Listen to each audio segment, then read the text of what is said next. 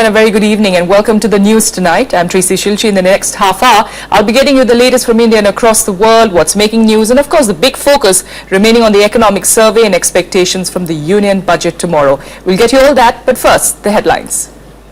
Prime Minister Narendra Modi takes opposition head-on for opposing his government's initiatives, reiterates that growth and development will remain priorities. Economic survey forecast growth rate of over 8% for 2015-16, emphasizes on scope for big bang reforms. All set for Finance Minister Arun Jaitley's first full-fledged budget on Saturday. Growth and fiscal consolidation expected to be his key focus. And the PDP-BJP coalition government in Jammu and Kashmir to share a 25-member cabinet. Prime Minister Narendra Modi to attend Mufti Muhammad Saeed's swearing-in ceremony on Sunday.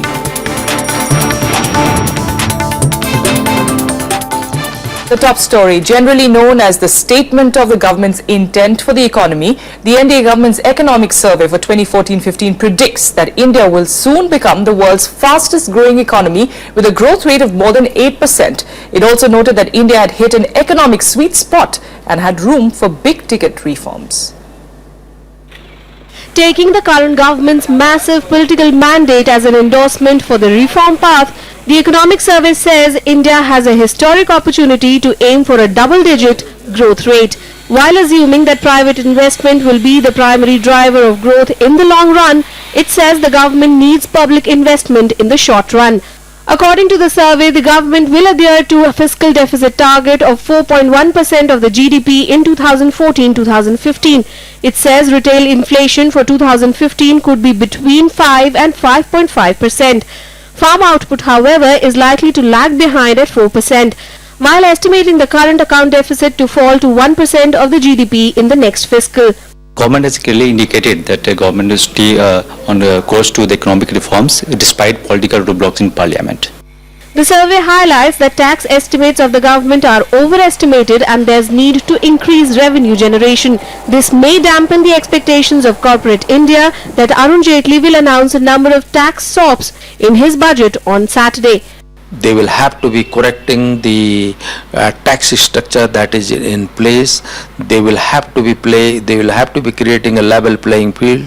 Many of the inverted duty structure promotes more imported goods rather than the domestic goods. It will be a great signal not only to the Indian investor but to the global investor that India or the new government means business. I think it's a balanced document which has covered the entire economy in a good way. They've talked about the issues which need to be addressed. They've talked about the stability issues. They have focused very aggressively on the issue of effective implementation, which is absolutely right. Because there's no point having a policy but not getting it implemented. And that has been a boon in India, where unfortunately we've come out with programs, we come out with infrastructure projects, but 3 years, 5 years, 7 years, 10 years, it's not been implemented. So I think that's important. The opposition parties slammed the government for over-enthusiasm. अब आपके exports जो है घटे हुए हैं 11% से ज्यादा. आपका इंडस्ट्रियल ग्रोथ और आपका मैन्युफैक्चरिंग ग्रोथ नेगेटिव में है. आपका एग्रीकल्चरल ग्रोथ घटा है. पहली बार आजादी के बाद जितना जमीन आपके अंदर खेती होती थी वो खेती का जमीन घटा है. अब ग्रोथ कहां से हो रही है भाई? ये आंकड़ों की मतलब मैनिपुलेशन के अलावा और कोई मतलब इसके लिए एक्सप्लेनेशन नहीं है. Predicted the growth of 8.1%, but this is according to new criteria, which is not acceptable worldwide. If you go by the old criteria, then the growth will be around 6. So I think the actual figure of the growth is 6%. And with new criteria which the government has adopted, they can claim it to be 8%. The survey says the current macroeconomic scenario in India is more favorable than other countries. Much of the improvement is a consequence of the sharp decline in global crude oil prices. The fall in oil prices, a normal monsoon and reduction of inflationary expectations are likely to create space for RBI to ease its monetary policy. Kriti Mishra's report for Rajya Sabha TV. All right, let's take this debate forward and actually talk about the economic survey and any of the key points that stood out. Senior journalist Priyaranjan Dash joining us in studio this evening. Thank you so much, Mr. Dash. First of all, just give us a sense really what you felt of the economic survey. Anything that stood out for you? Anything that perhaps surprised you? Well, the economic survey, of course, presents a macroeconomic picture that is very good, very rosy. And this is partly because of the recent revision in the method of calculating national income statistics that has brought about a set of very good-looking numbers, including GDP growth rate. And there are also, it's not just a statistical jugglery. It is in compliance with international standard, and these new sets of statistics are better internationally comparable. So if at 7.4% during the current year and at 8.1 to 8.5% GDP growth for the next year that is projected, India would be the fastest growing economy in the world, then that is the correct position. So, the skepticism about statistics and the integrity of the Central Statistical Organization, that should be set aside, number one. Number two, in terms of other macroeconomic indicators such as inflation, there is no doubt that inflation has been under control and is projected to be even less than what the RBI was targeting. Okay. For next year, RBI was targeting an average inflation of 6%, and the inflation could in fact be 5% or 5.5%, so less than the RBI target. And we know that on the external front, current account deficit is also low and projected to be going lower, even lower. So all these and the value of the rupee has stabilized, and that's a good sign. And there has been an addition to the foreign exchange reserve. Having said this, the economic survey, as it rightly claims, that international situation is conducive for India to actually embark or to get back to high growth path, and time is opportune for big ticket reforms, as it calls big bang reforms. Yes, yes. We'll in fact talk about that, Mr. Dash. If I could in fact, take you through the next story, even for our viewers. What we're actually going to be talking about is the union budget, of course, to be presented tomorrow. It's going to be a keenly watched affair, especially after those numbers that are coming from the economic survey, from expectations of tax breaks for the common man to measures for bringing down inflation. All eyes really will be on Arun Jaitley tomorrow. So let's take a quick look at the expectations that we have. Finance Minister Arun Jaitley ready with the Union Budget 2015-16 to be tabled in Parliament on Saturday. Jaitley has often said that he is not in favour of burdening the salaried and middle class with more taxes. Saturday's budget will be looked upon with a lot of hope of tax relief. Jaitley's first budget led to tax savings of about 40,000 rupees for those in the highest tax bracket last year. On the inflation front, the common man hopes there will be some measures to counter it. Plunging oil prices recently have only fueled this hope. As a tax practitioner होने के नाते मेरी उम्मीद ये है कि पहले तो सबसे पहले जीएसटी एप्लीकेबल हो जाना चाहिए, जिससे हमारा टैक्स रेवेन्यू कलेक्शन जो है बढ़ेगा. नंबर 2, हमारा मैन्युफैक्चरिंग सेक्टर, सर्विस सेक्टर और ट्रेडिंग सेक्टर, ये जितने भी लोग सारे लोग काम कर रहे हैं, इनकी जितनी भी बिलिंग है, सारी बिलिंग ऑनलाइन होनी चाहिए. जब बिलिंग ऑनलाइन हो जाएगी हमारी, तो टैक्स रेवेन्यू कलेक्शन इतना बढ़ जाएगा कि गवर्नमेंट ने आज तक इतना सोचा ही नहीं होगा. तो उम्मीद ये थी कि गरीब आदमी के लिए जैसे एजुकेशन, हेल्थ, ठीक है जी, डेली नीड चीजें ये सस्ती होनी चाहिए. गरीब आदमी खुश होता है इन चीजों में.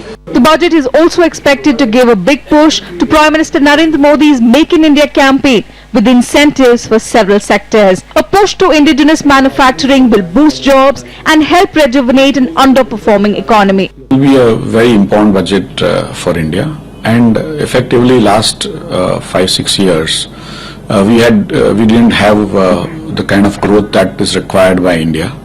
We need to create huge number of jobs every year, and that means that we need to have a budget which is basically pro-industry, pro-job creation. What is good for India is good for BSE.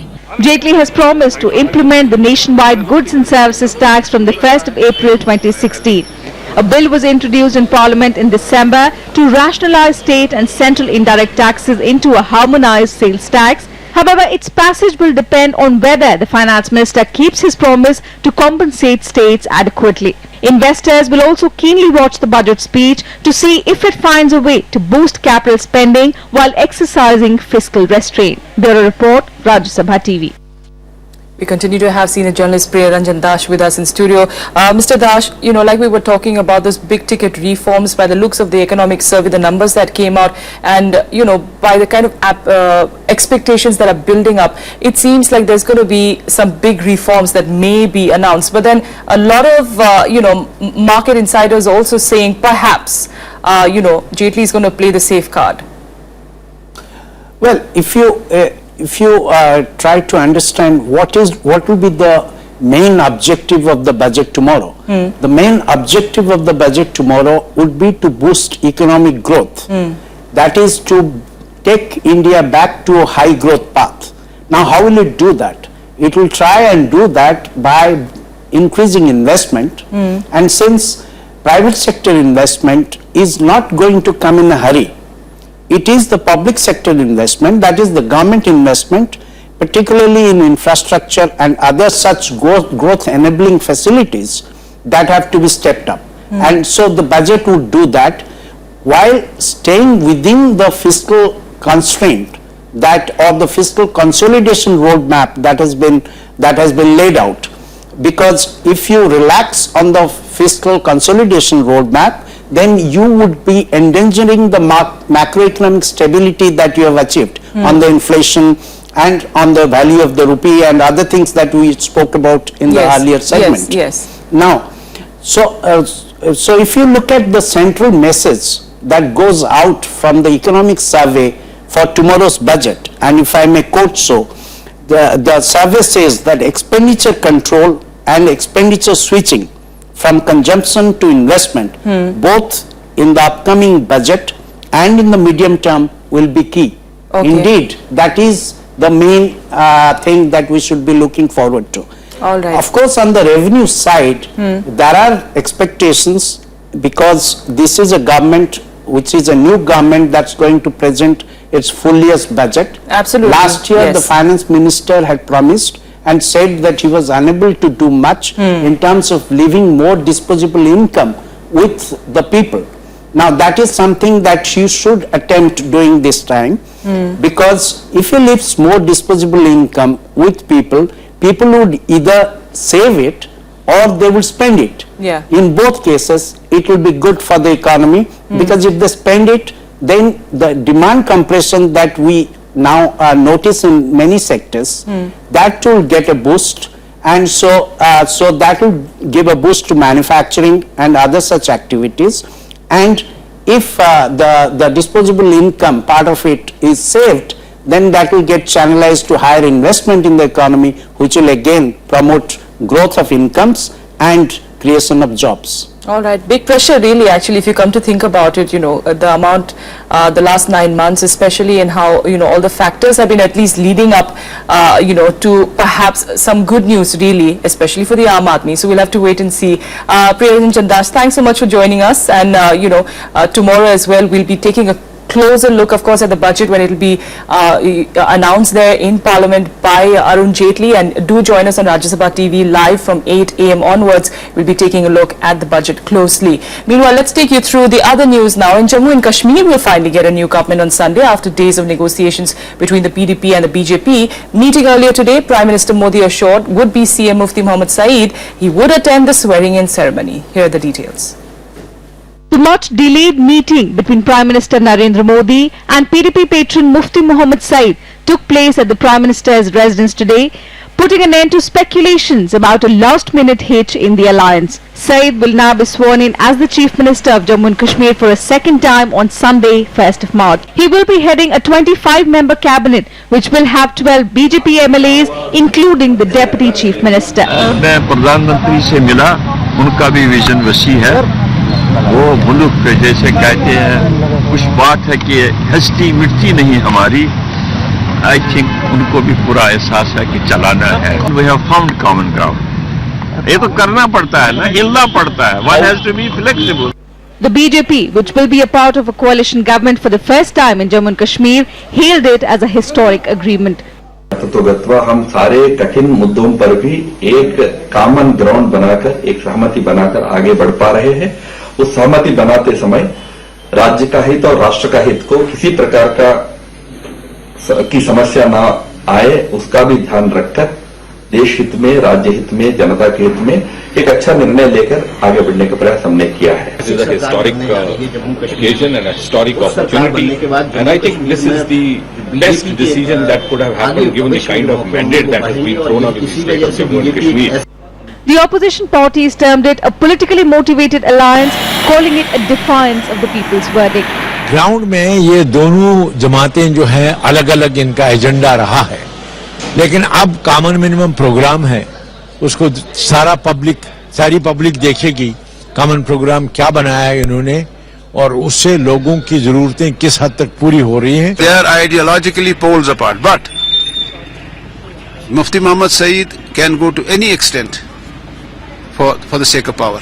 The two parties, said to be ideologically opposites, are expected to govern the state on the basis of a common minimum program, the framework for which was created by PDP's Hasib Drabu and BJP's Ram Madhav after negotiations that lasted 2 months.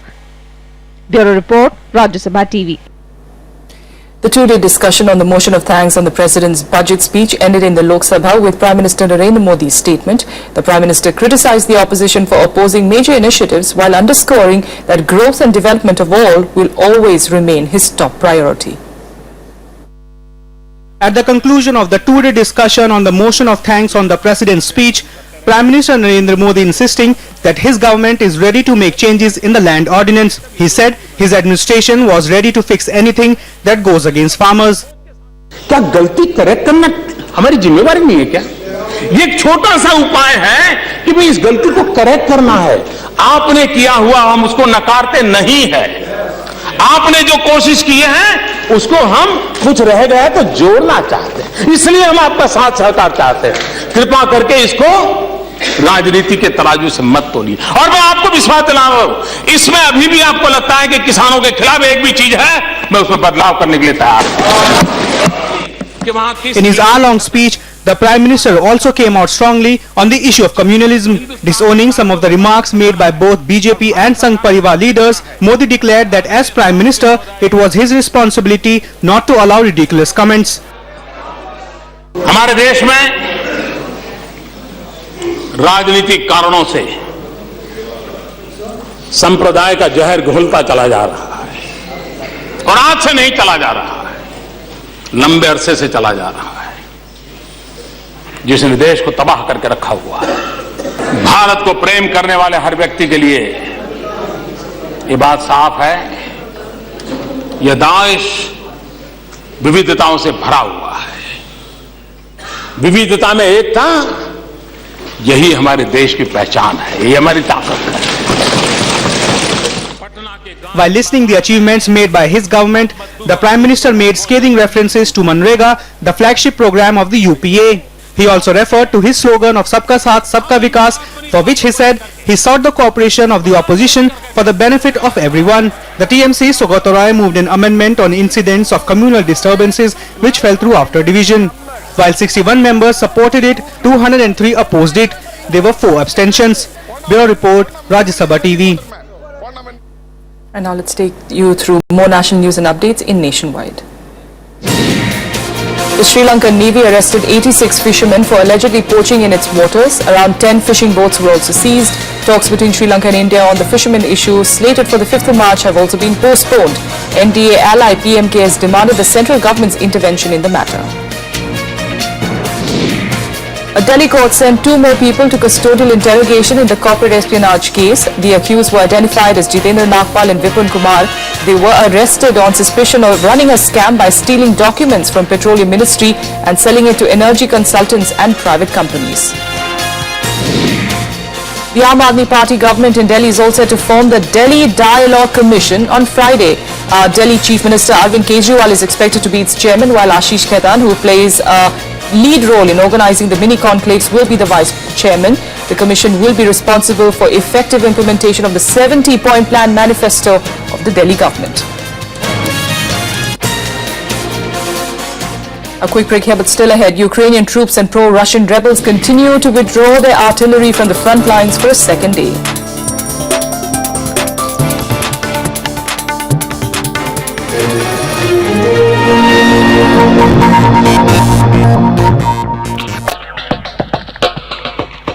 I am at Mysore University campus. Fascinating personality Dr. Meva Singh is, whom I am going to meet here at Psychology Department. Everything has a place there in nature. Every species has some particular role to play there in an ecosystem. Diversity not only brings opportunity, it also brings challenges. Watch the best scientific minds come together and unlock the achievements of the scientific personas of the country. Only on Rajya Sabha television.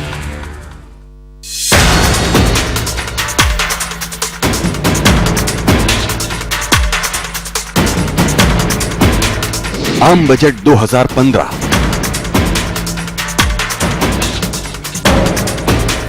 Rajya Sabha TV पर खास प्रसारण।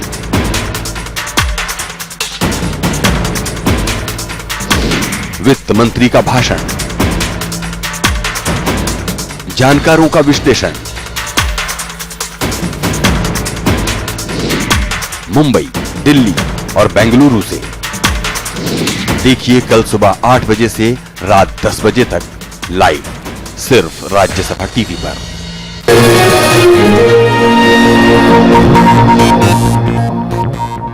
Welcome back. Let's get you some international news now.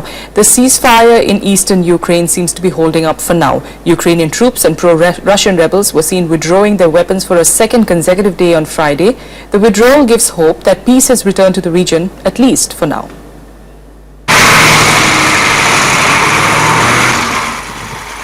Grad rocket systems being moved from the front lines in eastern Ukraine. Pro-Russian rebels left the town of Makivka Friday morning. Pro-Russian rebels were withdrawing the systems 15 kilometers from the front lines in line with a ceasefire deal formed earlier this month. The withdrawal of arms is point 2 of the February 12th peace agreement that was reached in Minsk. Adhering to it amounts to an acknowledgement that point 1, the ceasefire itself, is being observed. The Ukrainian military also started the withdrawal of troops on Thursday. A large column of Ukrainian military trucks was seen moving down a highway near Artemivsk. There is hope on both sides that the truce will last. Over 5,500 people have been killed in the conflict since April last year. Если в это верить. Вы верите? Конечно. У нас же дети есть, которые должны верить в нас, чтобы был мир. On Thursday, Russia had warned Western countries against imposing more sanctions on Moscow, saying such threats only go to show the West is opposed to following through on the truce. К тому, чтобы осуждать ополченцев, Россию, кого бы то ни было еще, за срыв перемирия, нацелено только на одно – не допустить перехода ситуации в русло политического урегулирования, в русло диалога. Meanwhile, the US Army says pro-Russian rebels in Ukraine are not holding to a ceasefire, even as the withdrawal of artillery has begun from both sides. The pro-Russian rebels, who I believe are an extension, a proxy of President Putin, have not lived up to their agreements at Minsk. The rebel heavy equipment, the Russian heavy equipment is moving around but not pulling back. That's not the same thing. Besides the withdrawal of artillery, the Minsk agreement also envisages a special status for Ukraine's separatist regions and provisions to address border concerns and humanitarian issues. Bureau Report, Rajya Sabha TV. Sri Lanka will not decide on any Chinese projects under review till it consults China. Lankan President Maithripala Sirisena unnerved China with his re-examination of certain projects that China invested in. These include a $1.5 billion port city project in Colombo. India, of course, lost out to China in infrastructure development in the country last year. It was also worried about the security threat posed by Chinese ownership of land aggravated by the docking of Chinese submarines in Colombo last year. We have decided to review some of those projects, review the tender procedures, review the environmental procedures, etc. In fact, I told my colleague, the Honorable Minister, that once those reports are out, anything relating to Chinese investment will be shared and discussed with the government of China before we take any final decision. And now more news from across the world in Global Buzz. A US-led alliance launched airstrikes against the IS on Thursday in northeast Syria, where militants abducted an estimated 220 Assyrian Christians this week. The airstrikes targeted the terrorists near Tal Tamr town, where they captured 10 villages. The abducted Assyrians are believed to be in the IS-controlled Hakase. A former nurse who killed over 30 patients with lethal drug overdoses was jailed for life in northern Germany. The accused is identified as Niels H. He told the court last week that he acted on impulse and apologized to the victims' relatives. The deaths took place between 2003 and 2005. Japanese police arrested a teenager suspected of killing a 13-year-old schoolboy in a chilling murder. Local media suggests it was inspired by Islamist extremist executions. The brutalized body of Ryota Yumura was found in undergrowth near a river last Friday. His neck was repeatedly hacked at apparently using a blood-soaked knife. A Hong Kong woman was sent to jail for 6 years for abusing her Indonesian maid. She was sentenced after her conviction on 8 charges against the 24-year-old maid. The case highlighted vulnerabilities of migrants working as domestic staff across Asia and the Middle East.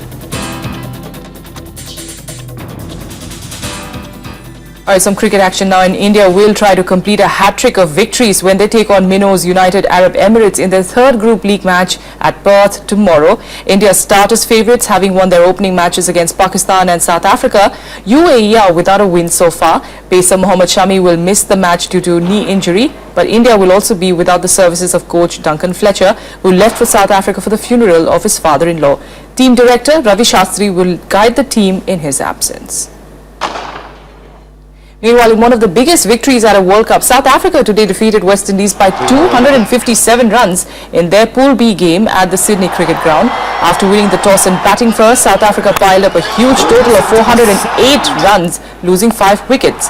This was the second highest World Cup total of all time. South African captain A.B. de Villiers smashed the second fastest World Cup century of 52 balls and finished on 162 not out. In reply, West Indies lost their wickets in quick succession and were bowled out for just 151 runs. For South Africa, spinner Imran Tahir took 5 wickets, while pacer Mon Merkel and Kyle Abbott picked up 2 wickets each. Listen to the sound. That's it for the moment. Thanks so much for joining us.